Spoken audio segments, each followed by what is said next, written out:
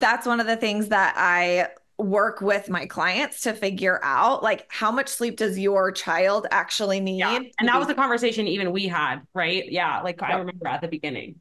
Yes. So in general, younger babies, you should plan on a 11 to 12 hour night and 3 to 4 hours of daytime sleep. It Mhm. starts to get a little bit less and less as they get older. By the time they're two, we're looking at like 11 to 13 hours at night and like 1 to 3 hours during the day. So if it's like an 11-hour night, you might have like a 2 hour nap.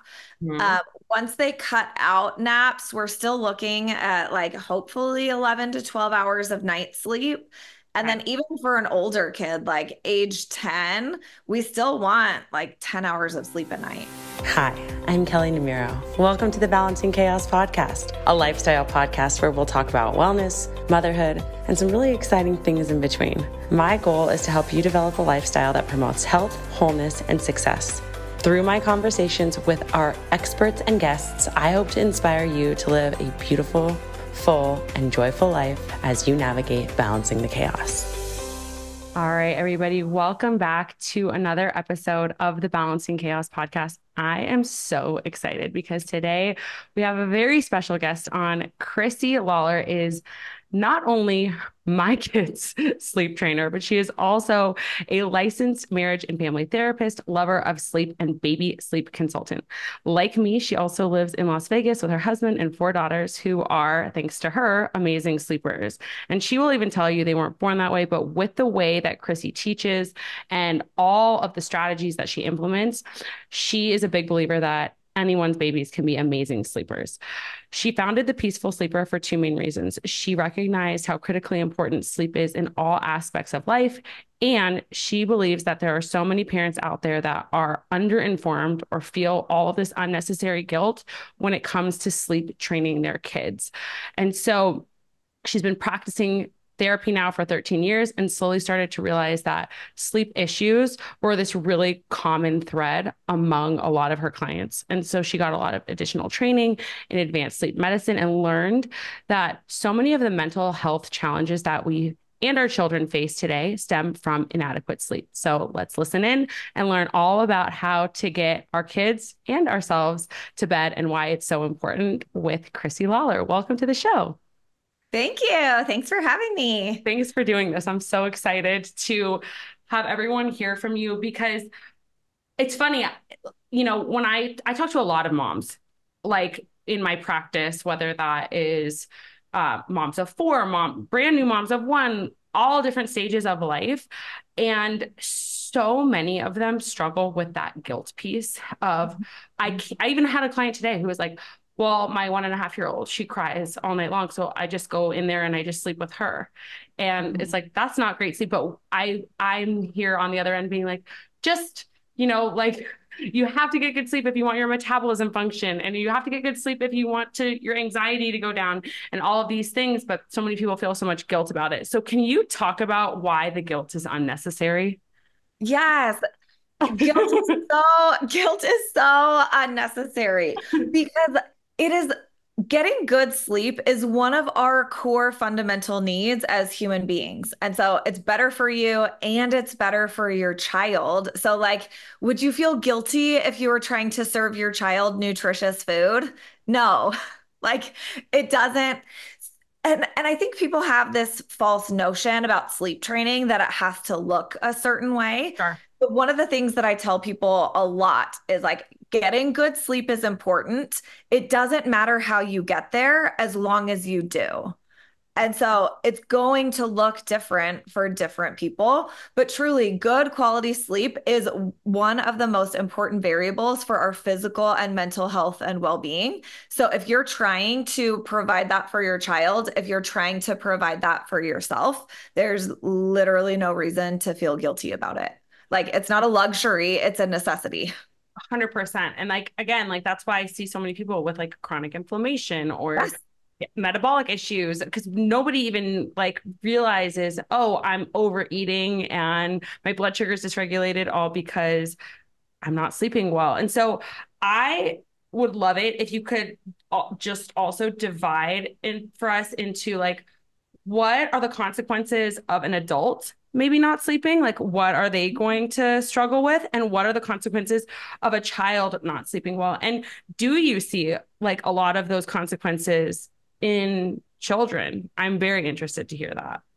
Yes, absolutely. And really, so that's kind of how I got my start. So I've been a therapist now for almost 15 years. I need to update my bio. But I started in my clinical practice seeing that all of my clients that were the most stuck mental health wise had sleep issues. So then I got trained to treat adult sleep issues, and I incorporated that into my practice because truly getting better sleep was the fastest way to optimize people's mental health. And then I had babies and I was like, oh my gosh, I'm not thriving and she's not thriving because neither of us are sleeping. Like we have to figure this out. But one of the things in my training for adult behavioral sleep medicine was that 80% of people with a mental health diagnosis have underlying sleep issues. And I Wow. was like, wow, like in some ways that's so shocking. And in other ways, you're like, okay, yeah, actually, that makes a lot of sense. Yeah. And so, really, if you think about it, the consequences for adults and children are the same of getting low sleep. And that is that for adults and children, quality sleep directly impacts our physical development, our emotional development, our social and intellectual development. So, like with our physical health and immune function, we see that tied to sleep. We see metabolic health and weight management tied to sleep. We see mental health and emotional regulation tied to sleep. We see our intellectual development and cognitive functioning tied to sleep. And then also our social development. Like if you're tired and grumpy and on edge all the time, it takes a toll on your relationships. Yeah. And so that's one of the aspects that I dive into a lot with my coaching with clients about babies or adults is like, let's actually take a look at this big picture and understand what we're actually talking about is improving and optimizing your life on these four major planes. Like we can't Right. disregard that. Yeah, no, that makes so much sense. And I think that for a lot of moms, when they see it from the perspective of it's not just me being selfish, my kid is going to do better in school, their relationships are going to go better. Like all of these different things are going to go better if they get proper sleep. So, how much sleep does a kid, I mean, I guess there's probably ranges depending on their age, but like actually need, and when does it start to become dysfunctional that they're dealing with all these consequences? Yeah, I mean, we have everything is in averages, and some kids have lower sleep needs and some kids have higher sleep needs. And so that's one of the things that I work with my clients to figure out like how much sleep does your child actually Yeah. need And to that was be. a conversation even we had, right? Yeah. Like I Yep. remember at the beginning. Yes. So in general, younger babies, you should plan on 11 to 12 hour night and 3 to 4 hours of daytime sleep. It Mhm. starts to get a little bit less and less as they get older. By the time they're two, we're looking at like 11 to 13 hours at night and like 1 to 3 hours during the day. So if it's like an 11-hour night, you might have like a 2 hour nap. Mhm. Once they cut out naps, we're still looking at like hopefully 11 to 12 hours of night sleep. And Okay. then even for an older kid, like age 10, we still want like 10 hours of sleep a night. 10 hours. And so many people are letting their kids like be on iPads super late and stuff. I know. Yeah. Not to like, shame anybody out there for that, but like I did not realize that at that age you still needed that much Mhm. sleep. Yeah, and actually in the teen years, like it starts to go down a little bit how much sleep you need. And then the teen years, actually, we need more sleep because your brain is in this huge developmental leap. Like their brain is growing so much in the teenage years, Mhm. and getting good sleep is the literally the best way that our brain can grow. Yeah, that's super interesting. So selfishly, I'm going to ask you this Yeah, question because please. I just had a baby, or I mean, I'm about to have a baby. My sister just had a baby. I know you're working with her on some of this stuff, but when you think about like sleep training and like you're talking about, because like that was when I first met you, what was it like? I don't know, 6 months ago or something like that now. Um, one of the things that I needed help with was sleep training Enzo because he was literally almost 2 years old at that point and not sleeping through the night. And I know in that instance, I waited way too long. It was like, oh my gosh, I haven't slept for a year and a half and I'm crumbling. But a big part of it was that guilt. But then, people tell you you don't want to do it too early because of blood sugar regulation issues, and they do need to eat at night at first. So what is the right time to start sleep training your baby? Yes, that's a great question. Okay, so actually, I talk a lot more about sleep learning because sleep training can have such a negative Yeah. connotation of like, the sleep training of the 90s was like, shut the door, I'll see you in 12 hours, and whatever happens, happens. And that is literally not, that is not what we do. That's not how I practice. So we start the sleep learning process actually from day one. So 0 to 4 months is when we are learning the clues and cues about our baby, figuring out their personalities, what they need, figuring out their sleep needs, preventing overtiredness, optimizing scheduling. We're doing everything that our kids need us to do to lay a good foundation. So I think about taking your kids to the park and going down the slide. Like in those first 4 months, we are, it's kind of like holding your kid down the slide the whole way. And you're like, wee, see, look, this is what it feels like. Now you've learned the structure of the slide. And as they get a little bit older, as they get a little bit more capable, it's like, hey, this slide right here, remember this. This time you're going to go down it and I'm going to hold your hand. Or when they're a little bit bigger and a little more capable, this time you're going to go down the slide that you've done 1,000 times before, and I'm going to be waiting for you at the bottom. Okay. So we match our level of support to their developmental ability and let them transition into independence, which is called their zone of proximal development. Okay. Helping their independence grow with guidance. So the first 4 months is all hands on deck. I'm doing everything that I can do to support you in the structure of getting optimal sleep. Mm-hmm. And then at 4 months, they can learn independent sleep initiation. Okay. So we're just focusing on going from all the way awake to all the way asleep on your own, because we have sleep cycles. We all have sleep cycles and sleep cycle transitions where sometimes we're awake and then we're in shallow sleep and then we're in deep sleep and we go back up to shallow sleep and need to go back down into deep sleep. Okay.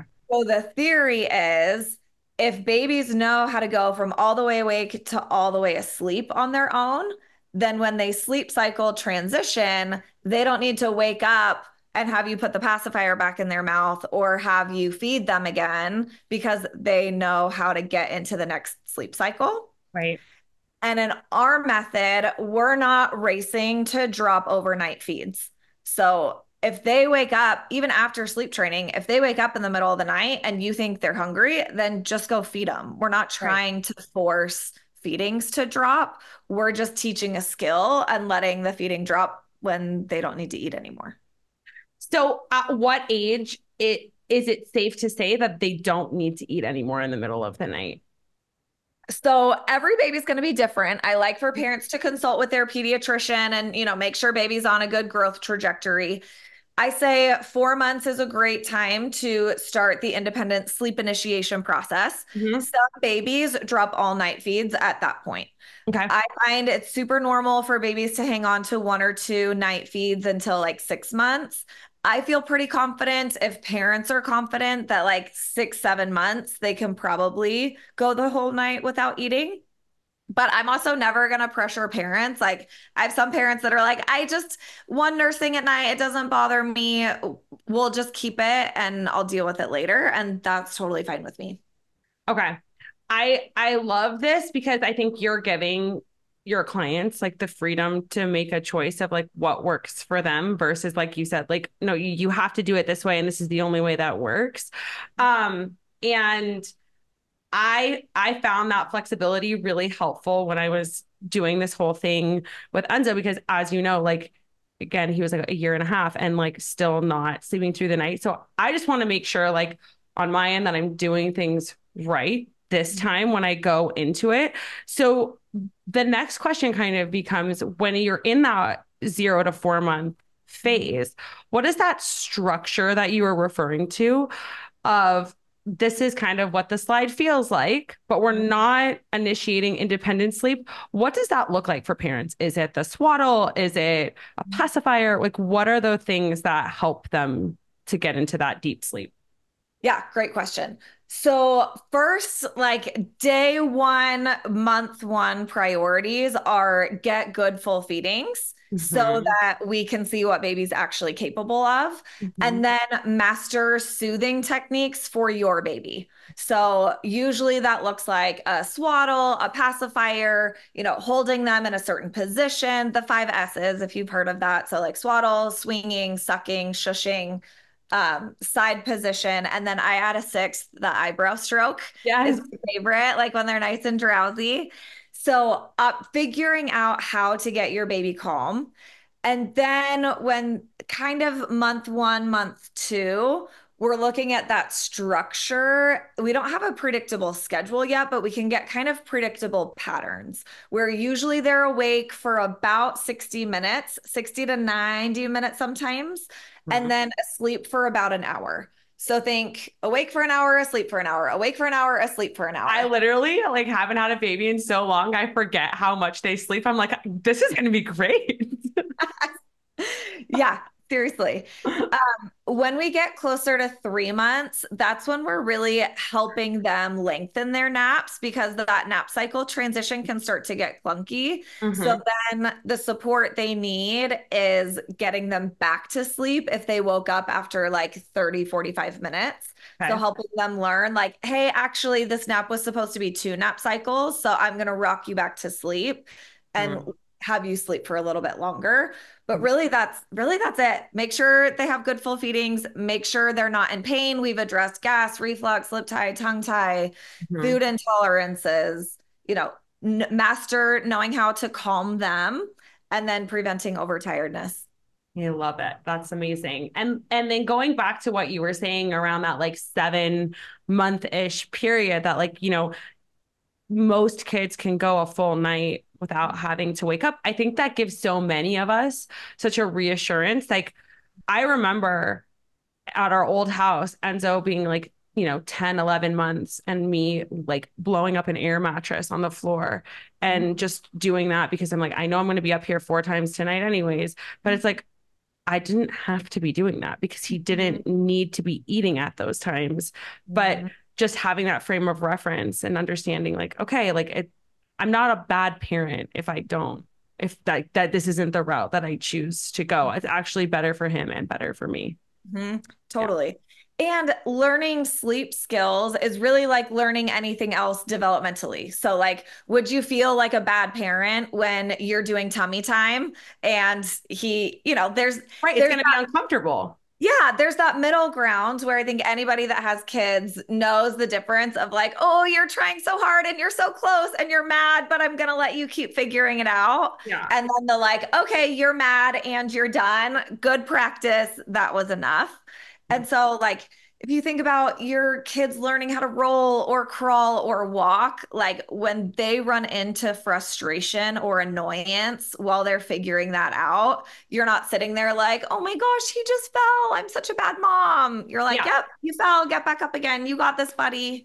Yeah. 100%. And like, just to give the people out there listening, like a point of reference, like I've talking about all this like horrible stuff with Enzo, like since working with you, he literally is my great sleep. Not that West is bad, but he's such a great sleeper. Like last night, took him in there, read him 2 stories, brushed his teeth, changed his diaper.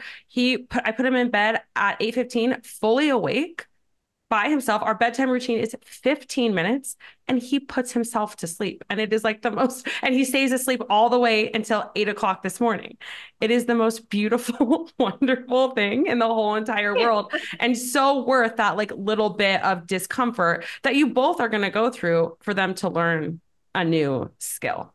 Yeah. So yeah, I think that that's so important for people to be able to hear the other side of it. And so that kind of brings me into the next point of when you think about like you hear all these people talking about regressions, and you probably know like all of these different ages that they happen at. I don't. What causes those, and how do we as parents deal with them and manage them for our kids? Yeah. So what causes regression is typically some kind of developmental growth spurt. Okay. So I like to think about it like if I'm having a huge event, like if I'm doing a grand opening at my office, Yeah. then it's all hands on deck, everything. I'm focusing on that. And you know what? I probably got behind on laundry this week, and maybe we've had more like to go snacks than home cooked meals.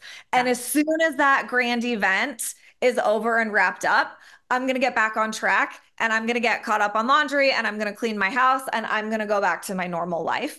So sleep regressions are a lot like that in some sense, that like, oh, I'm learning how to crawl. I'm learning how to walk. All of my brain power is going to be devoted to this thing right now. And I'm like kind of forgetting that I know how to do anything else.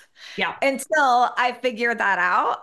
And then once I figure that out, then everything else goes back down to equilibrium. Mm-hmm. So my biggest piece of advice for parents is twofold. One, don't freak out. It's not all over. We're just going to ride it out. And number two, just get back on track. And so, like you just talked about in your stories about Mexico, or I always use the analogy of like, if I'm training for a marathon and then I go on a cruise, like the first day back from my cruise, it's going to feel like a clunkier run, but like I didn't get out of shape in that week that I took off running. I didn't lose anything. So sometimes we deviate because of trips, because of regressions, because of teeth popping through, because of getting sick. And we just deviate and we roll with the punches. And then as soon as our babies are better, or as soon as things iron back out, we just jump back into the routine. Exactly. Yeah. We got home, like you were saying, from Mexico, and like we had a few off nights there, but as soon as they were back in their beds, it's like everything is totally normal. So I'm wondering if like when you see those things like on your baby app or your, toddler app or whatever, and they're telling you like, oh, this month is a regression, does that mean that that's the case for every kid? Or not necessarily, because they're all developing differently at different times. They're learning how to walk at different times, all of this different stuff. Yeah, I personally feel like sometimes those tools are intended to be helpful and can sometimes just make us more anxious because we're like, oh my gosh, it's a regression for the whole month. And so when parents ask, like, when do babies typically have regressions? Like, well, the answer is 6 weeks, 8 weeks, 12 weeks, 4 months, 6 months, 8 months, 12 months. It can be so often, but exactly like you said, they're always learning and developing and growing with different things. And a lot of times the regression is something like one part of the sleep puzzle that gets a little wonky for like 5 days. Yeah. Yeah. So we don't need to like catastrophize and be so worried about it, because it's like, I don't know, just like with anything else, like, yeah, we're going to have an off day every once in a while and we're just going to roll with it and we're going to get back on track. Hi, I'm Kelly Namiro, your host, certified holistic hormone coach, and Pilates instructor for the WBK method. You can consider me your guide in helping you curate the very best version of yourself from the inside out. Feeling physically better by optimizing your hormones, to feeling mentally and emotionally better by creating a more deep and grounded connection with yourself. I get questions all the time in my DMs about things like, what supplements should I be taking for my menopause symptoms? Or is it normal that I'm always exhausted? My doctor said that's what happens as I get older. Or maybe I gained 20 pounds in the last couple of years and I have no idea how to lose it. And even I'm chronically bloated and I've tried every elimination diet. Please help. But here's the thing. There are no quick fixes out there. Until you know the root cause of what's going on in your body and you use precision supplementation, a targeted diet, and mindset and lifestyle changes that are specific to your unique circumstances and lab values, you're never going to be able to heal. Throwing just random supplements that make all these promises, or a restrictive diet and a weight issue, is never going to work, because it's not focused on what's going on internally with you. And often we can make the problem worse when we do these things. And that's why I've created the WBK WBK lab review package. In this package, you'll receive lab kits and a custom lab form based on your symptoms and health history. Once you've completed the saliva kit for your adrenals, the stool kit for your gut health, and the blood tests for your hormones and other health markers, we'll sit down together and create a customized plan that will help you balance your hormones in a holistic way so that you can lose weight, have more energy, maintain a balanced mood, and achieve the results that you've been wanting. This year, it is time to get the results that you've been dreaming of because you're targeting your unique system. If you're ready to experience more energy, comfort, confidence in your body, and relief from those nagging symptoms that have been bringing you down, I would love to support you in doing just that. This program includes a one-on-one call between you and me, all of the labs needed to create your customized protocol, and a PDF with your unique plan that you'll be following going forward so that you can take your time in implementing your new diet, supplements, and lifestyle changes. To learn more about this, head to the link in the show notes or go to wellnessbykelly.com to learn more about the WBK lab review. I think that kind of like the regression piece, all of this kind of fits into the conversation, like leading me into like these really next great questions that I'm thinking about that like apply to me and I'm sure apply to so many parents. When I think one of the things that the first things we talked about, because right after, if you remember, like I got Enzo sleeping, then we started talking about my older one, West, and it was like problem after problem. Like, when am I going to sleep? And then like, I started to be like, well, is he actually afraid? Is that what's happening? Or is he like, because once they get older, you're like assessing different emotions versus just like the all out screaming of like, putting them in their crib alone. And so I think that what a lot of parents wonder is like, is my kid actually scared being alone in their room? And is that what's causing them to like keep getting out of bed and coming into our room? Or is it like my kid's just trying to get what they want, which is for me to sleep with them? So can you tell us, how do we assess the difference between those two things, especially for those people out there who have kids who are a little bit older?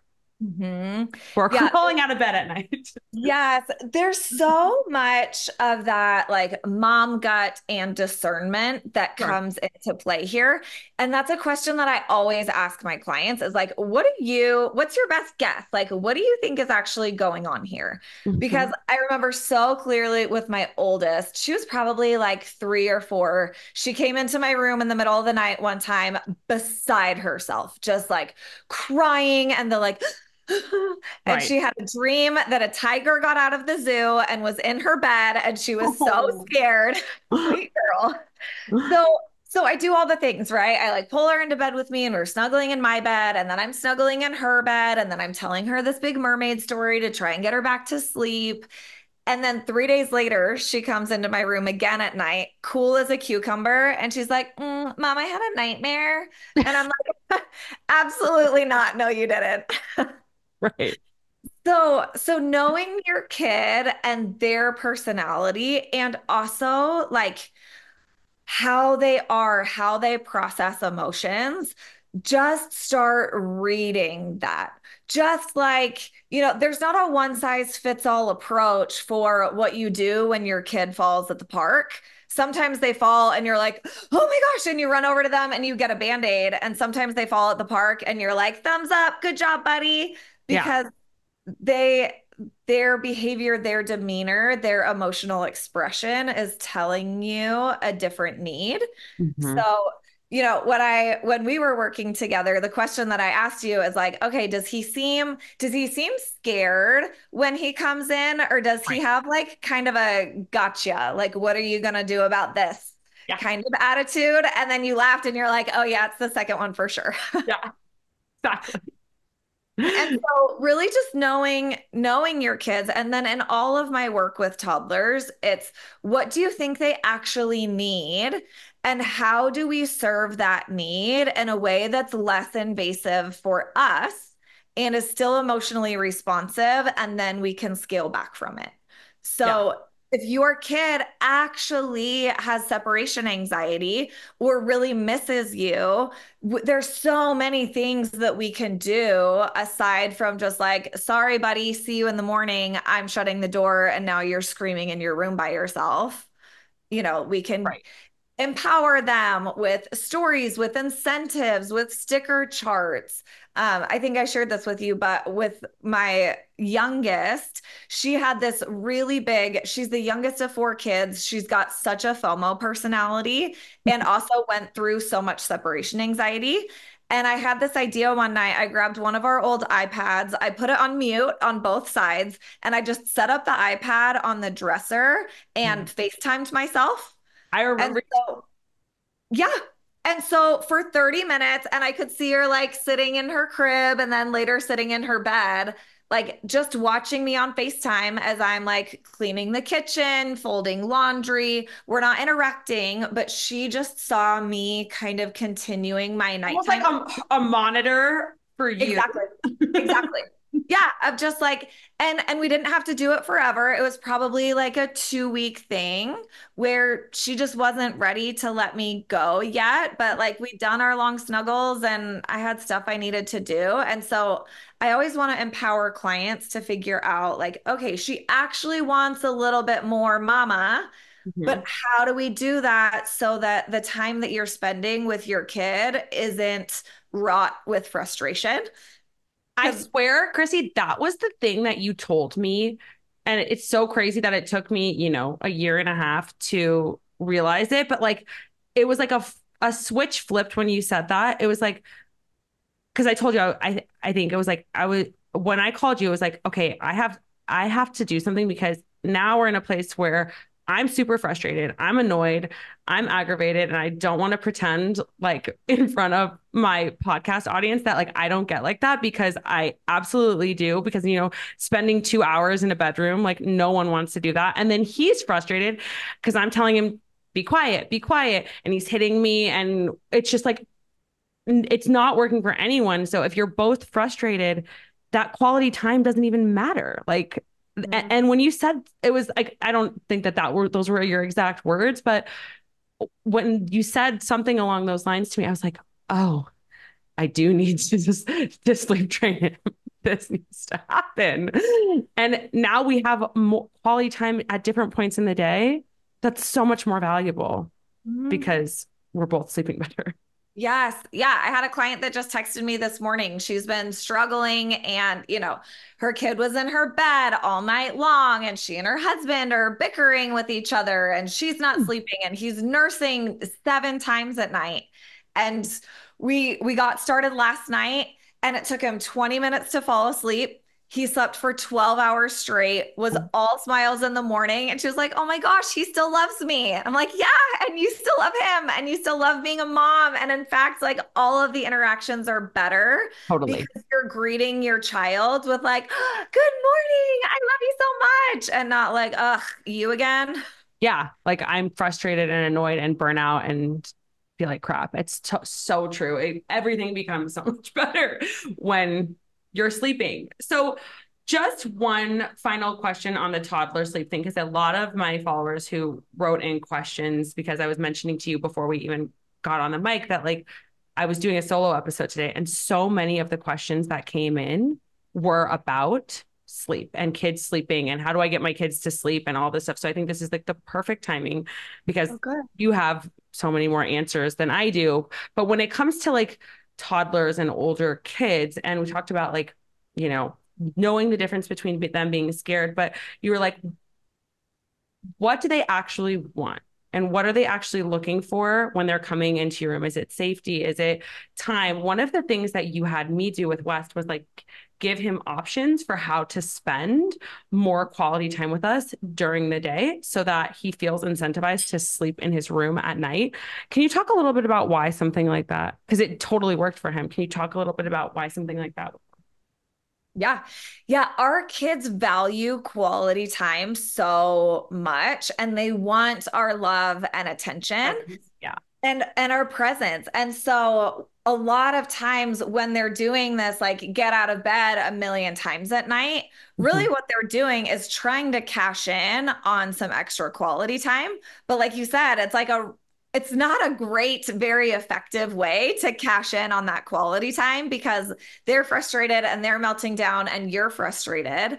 And so we never want to frame it like they have to earn our love. And so we're not withholding or withdrawing any of our love and attention, but we are letting them leverage like, hey, if you go to sleep easily tonight, you can earn a sticker or a token or whatever towards this really fun, cool activity. So they realize like, oh, if I'm sleeping well and not doing this negative thing for negative attention, I can actually get a whole bunch of positive attention that actually makes a memory that actually fills my cup.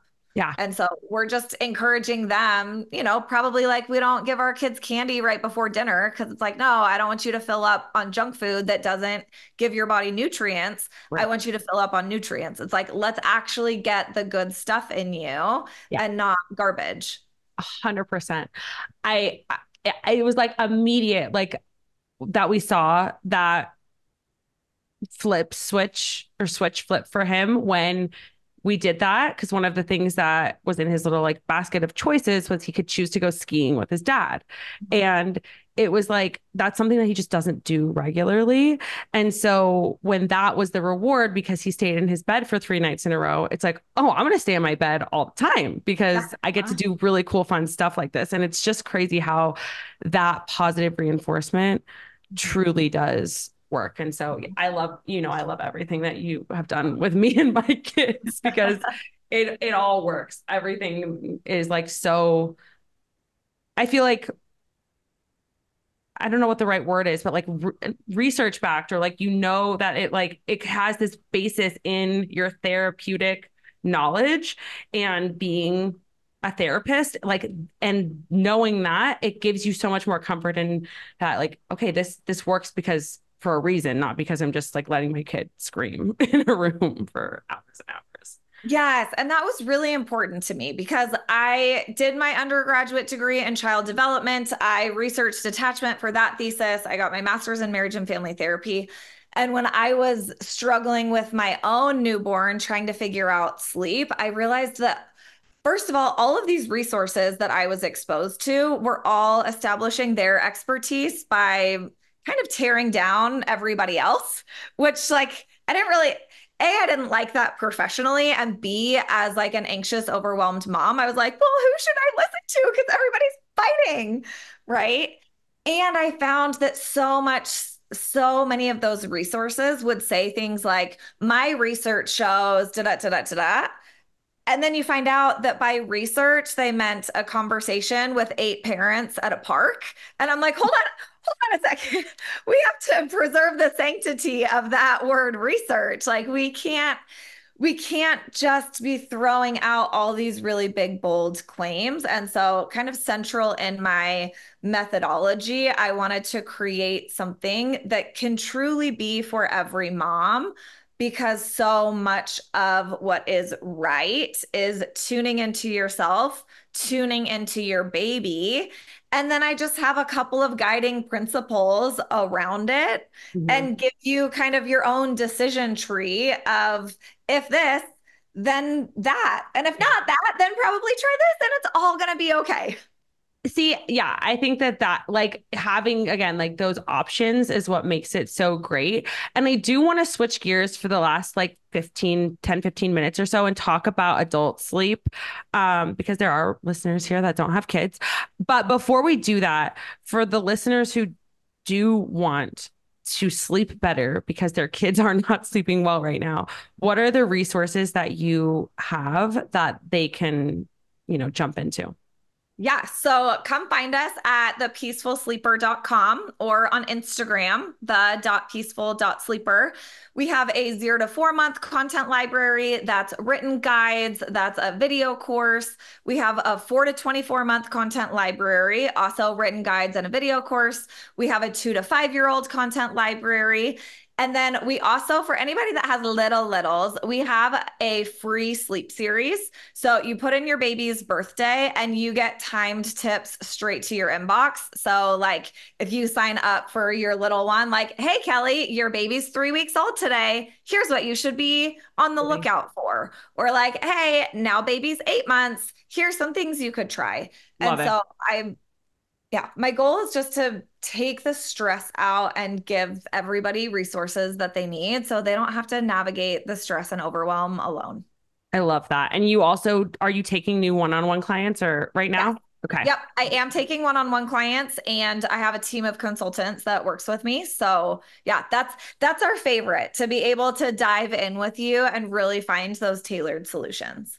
That's why I loved being able to work directly with you, because it's not like you're even sitting on the phone and I mean, the first time we met, we probably met for maybe an hour, but like after that, it's all these like, I can hop on with you for 20 minutes and we can figure it out and we can try this. And then, we text about that. And it's really great because you have all of these options, again, that are super tailored for like the uniqueness of each child versus it being like for a general where maybe that doesn't work for you and your kid. And so there are so many different options that you can take when you do one-on-one with Chrissy, which is amazing. Yeah. So I will link all of that in the show notes. But before I let you go today, let's talk a little bit about adult sleep, because I know that is a lot of what you do, right? Is work with people on mental health and a lot of that. And so I'm very curious. We talked about how, you said 80% of people with mental health issues also struggle with sleep. So what does that look like for most people? And what is it like? Is it anxiety? Is it depression? Is it all of these different, are there more things that I'm not thinking of? And is the best solution a medication? Is it dialing in your bedtime routine? Like, what do we do? Mm-hmm. Yes. So again, there's so much nuance with human beings. The most common sleep issues that people have are sleep apnea and insomnia. Okay. So either difficulty falling asleep or staying asleep, or sleep apnea is when you're not getting the proper oxygen when you're sleeping at night. And so your body's waking up to make sure that you're breathing enough. So sleep apnea is more of a medical concern. So you would want to look at, I'm not the sleep apnea doctor. You would want to talk to a doctor, but a lot of times things like a CPAP machine, mouth taping, sometimes getting your tonsils and adenoids out, or, I think unfortunately, as you know, my husband's a dentist. Unfortunately, in our generation, dentists pulled teeth a lot to help have more room so teeth wouldn't crowd, but that actually made our jaw, it kind of messed up our jaw and messed up our palate. So a lot of people in our generation are struggling with sleep apnea type issues. And it's just because we had teeth pulled as 12-year-olds, which is frustrating. Yeah. But, there are a lot of medical things that we can do about sleep apnea. As far as insomnia, or honestly, sometimes just poor sleep hygiene, it's just really dialing in our sleep behaviors. The number one intervention that I give people is don't stay in bed if you're not sleeping, which is so, yes, it's so hard. And sometimes I'm such a hypocrite because I'll wake up at 3 o'clock in the morning and I'm like, please go back to sleep. Please go back to sleep. My bed's so warm and cozy. But actually, if you get out of bed and then return back to bed when you're tired enough to fall asleep, that night, you're going to be tired. That the next day you're going to be tired, but you're way more likely to get a good full night of sleep the next night. What people do, how people shoot themselves in the foot kind of, is they have sleep issues. They give themselves more opportunity to be in bed, hoping that they'll sleep more. Yeah. But what happens is your body only has the ability to sleep that it has. And if you're giving it way too much opportunity, then your brain just fills it in with junk sleep. And you'll sleep for a little bit here, sleep for a little bit there, sleep for a little bit here. Or you spend all this extra time in bed thinking, go to sleep, go to sleep, go to sleep, go to sleep. I better fall asleep soon. Gosh, I'm not falling asleep yet. If I don't get good sleep, then I'm going to be a monster tomorrow. Which is like if we're just sitting in a place doing all this catastrophic thinking, that's gonna make it hard for us to calm down and actually fall asleep in that place. Sure. So we want to reserve our bed for sleep and sex. Stop, hanging out in bed, stop working in bed, stop eating snacks in bed, stop watching shows in bed, stop reading in bed. And and I know a lot of us like to watch a show in bed or read in bed before we fall asleep. So it's not necessarily a problem unless it's actually a problem. Sure. So it could just be kind of a quick reset. Okay. I love that because I feel like I've never heard that before. And that's really, really fascinating to me. I feel like most people, you sit there and you're like tossing and turning and you're like, just go, like you said, go back to sleep. But it's like, that's not going to solve the problem. So with insomnia, if somebody's experiencing that, is that something that can be solved? Or is there like with like, again, like better sleep hygiene and like lifestyle changes for most people? Or is insomnia for some people like something that just has to be like medically intervened with? So I'm always going to vote for the non-medical interventions first. Yeah. I think sleep is one of those things that it's like, this feels hard to deal with. Let me just take a pill. Yeah. And, I don't mean that in a dismissive way. I think people, when they finally resort to medication, they have dealt with sleep issues for a really long time. Right. But I think a lot of times we struggle with sleep issues, but don't necessarily all hands on deck try to fix it. Mm-hmm. We just hope that it's going to get better. Mm-hmm. And so the kind of therapy that I do is cognitive behavioral therapy for insomnia. It's a very specific sleep kind of program. I also do regular general therapy, but for sleep, it's CBTI. The way that we view medication in that world is kind of like antibiotics. Like, let's take a sleeping pill for a month, get your body and your system back on track, and then let's taper back off of it and see if we can use that as a springboard to now, like, hey, we got a better sleep structure. Now let's figure it out naturally. Sure. And you're probably implementing other strategies while they're on the medication. Yep. Yep. Or we dive in like, hey, before we just jump to a sleeping medication, let's dive in with some CBTI. Let's change your behaviors around sleep. Let's change your thoughts around sleep and let's see what can happen. Mm-hmm. And there's actually in clinical studies, cognitive behavioral therapy for insomnia has a higher effectiveness rate than Ambien. Are you serious? That's insane. Yeah. Oh my God. Wow. That's really, really impressive. Okay. So with that, I'm guessing that there are probably people out there who, even like clients of mine who I've talked to who maybe are in menopause and are struggling with sleep or like are dealing with bad anxiety and struggling with sleep. Like there are probably some fear-based thoughts that happen that are like, I know I'm not going to sleep tonight. Like, and that I'm sure, and you tell me, obviously, I want you to explain this more, but like talk about how that plays into like those thoughts that are not actually reality, but they're just thoughts. How do they play a role in what actually ends up happening when we try to do this? Yeah, I mean, it's exactly what you said. It's a self-fulfilling prophecy. And I think we've all had those experiences where like, it's 8 o'clock. I'm winding down. I'm like, oh my gosh, I'm so tired. I'm cleaning up the kitchen. I can't wait to go to bed. And then I go in my bathroom. I wash my face. I brush my teeth. And I'm like, bing, second wind. I have all this energy. And then, which is frustrating, but that's the part of conditioning that we're trying to rewire, where the bed is the place where I sleep at night, instead of the bed is the place where I lie awake at night and overthink and stress. So that's why we do the like, nope, nope, nope. If I'm overthinking and I'm stressing, I'm going to get out of bed. And this bed will be right here when my body is tired enough to sleep, and I'll sleep then. Yeah. And then one of the mantras that I have is, if not tonight, then probably tomorrow. And if not tomorrow, then most assuredly the night after that.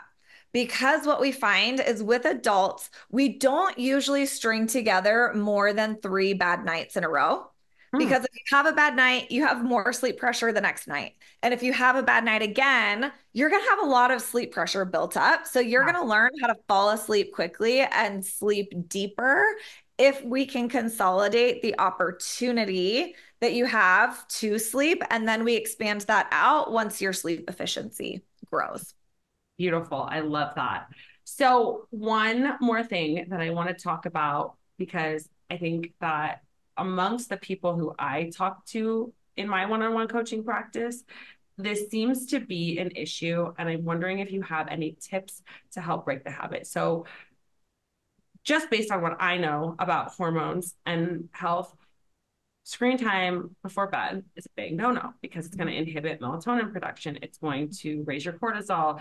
Even if you think that you are somebody who is like, oh, I use my time on social media to unwind and relax, you're not unwinding because subconsciously you're sitting there comparing yourself to all of the other people you see online. And you are sitting there being like, oh, well, if this person's doing that, oh, I need better add that to my to-do list, or I need to buy this supplement, all these different things that are going on. And you're not actually unwinding when you are, or even if you're doing emails, whatever it is, you're not unwinding on your screen. And it's causing you to have less of a capacity to sleep. And so while I can sit here all day long and say, hey, don't use your phone or don't be on TV before bed, how do you actually break that habit with people? Mm-hmm. Yeah, I love. Okay, so this is so silly, but years ago, shout out to Chick-fil-A.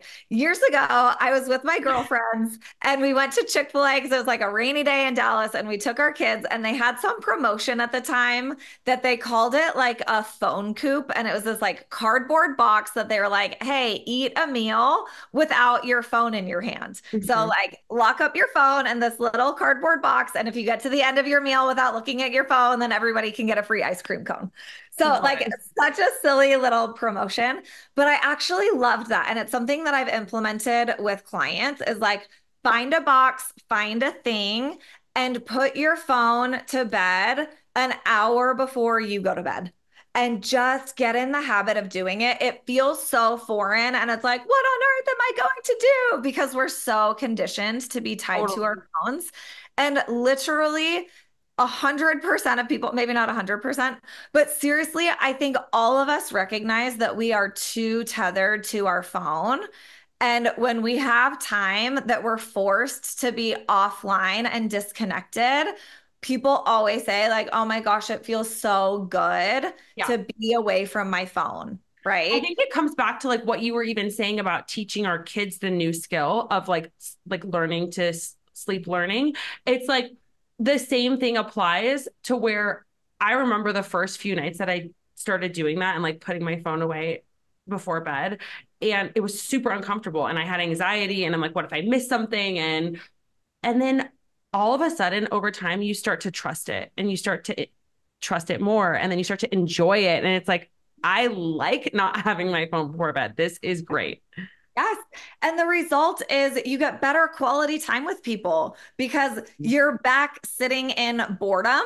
And boredom is so good for our brains. So instead of like, oh, I'm bored for half a second, let me look at my phone. It's, oh, I'm bored for 5 minutes. What can I do? What can I do? Oh, maybe I'll talk to my husband. And then before you know it, you're like having better conversations, better quality time. You can pull out a crossword puzzle. You can read a book. You can sit quiet in your thoughts. Like, don't worry, you will fill the time, but you'll fill it better.